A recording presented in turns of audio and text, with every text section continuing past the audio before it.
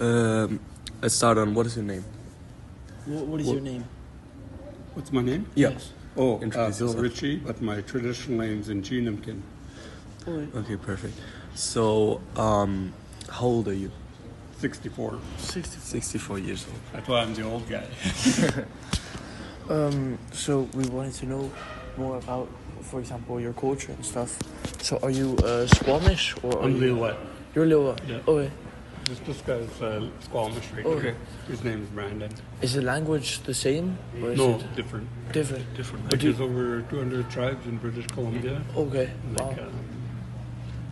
I would say about 80 different major languages. Do you still understand each other when you speak though? We use, some are similar, but we also use what we call the Chinook jargon.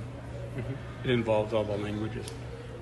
Are the cultures very different, or are they close? to each Depends where you are, because Squamish is coastal and we're the mountain area. Okay.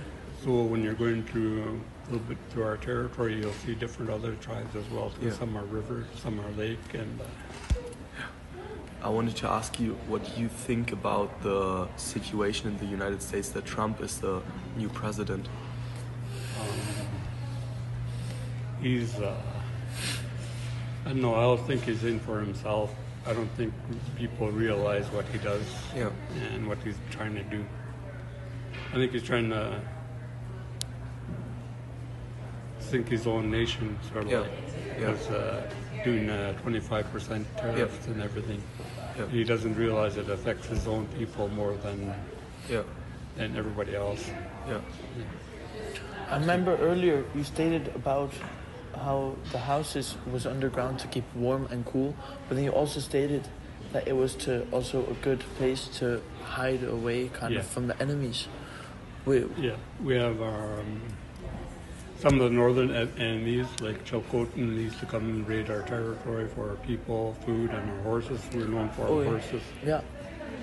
And they'd come here once in a while. And we finally put up a plaque in what we call Graveyard Valley, just to honor all the warriors who are there, sort of like calling a truce as well too. But the last known battle was 1907, when some Napalm came over the mountain. There's like a little bit to the east. They came over the mountain, raided our village, but most of our people were scattered throughout the territory because of hunting and gathering time. So we sent runners in every direction, and we caught up in them once block, and we wiped them out. There's 7 invaders came up in 1907, and we wiped them out, and we buried them in the cedar trees, and those cedar trees are still there, so it's kind of like a scary place to go. And then the education for example, for the kids of both Squamish and Lilwat, where do they go to school, for example? Like I said, we have our community school that Yeah. is our people, and we have public schools as well too. So we could go to both if you like. Like when I first started, I went to a community school, and I went to public school for high school, and education. We had to fight for our own education to come back. Yeah. That's why we started fighting. At the same time, we started fighting for our language. And we fought for our own schools, and we're one of the first tribes to bring our own school system into our area. And we have our own teachers now. Do you have a lot of freedom as well in Canada as a Lilwat or a Squamish? Yep. Do you have a lot of freedom? Oh, yeah. Yep. More, I always say, if you want to travel, you can travel. Yeah. But in the older days, we weren't allowed. Yeah. You had to get permission. You had to get written permission to go to someplace else.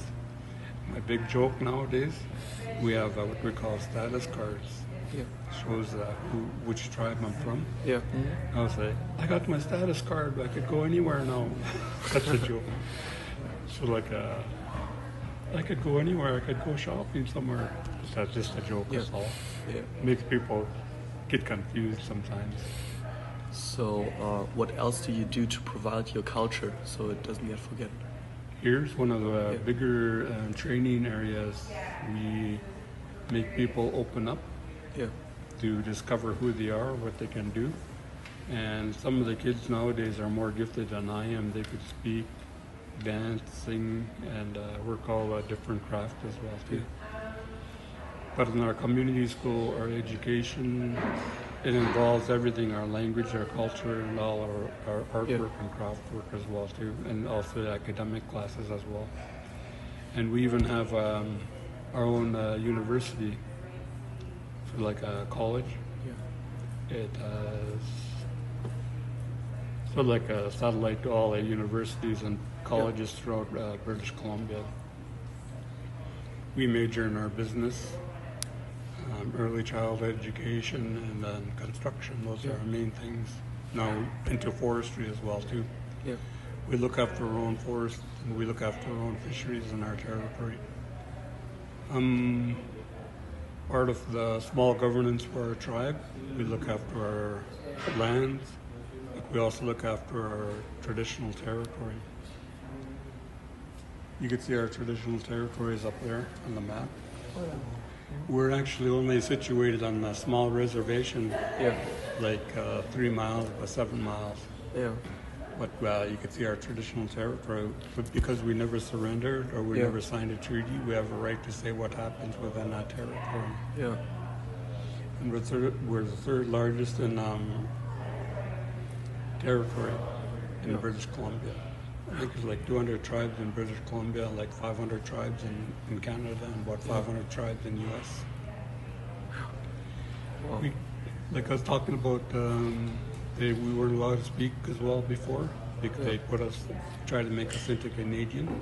So they put us in residential schools where you get taken away from your town, brought into a different area, and learn different languages. Most of the time, a lot of things happen, like physical abuse, sexual abuse, and the 3 abuses anyway. Mental abuse as well too. And some of our people are still recovering from that as well too. Anybody would like to join the 11 o'clock tour? We are about to begin. You still see the effects of some of the people because they're into the drugs and alcohol, but I'm sort of like a byproduct of the residential school. My mom went, but I didn't go. My mom went, she said nothing happened to her, but she learned how to work all the time. Work. But we didn't have the family values, you know, the hugs, saying I love you, and complimenting each other and everything like that. And I didn't get a hug till I was in my 30s. And I didn't know what my friend was doing. She came up to me and gave me a big hug. And I stiffened up and said, what you doing? I thought she was going to body slam me or something. She said, you never been hugged before? I said, never. And I never learned how to say I love you until I was 39. Things like that.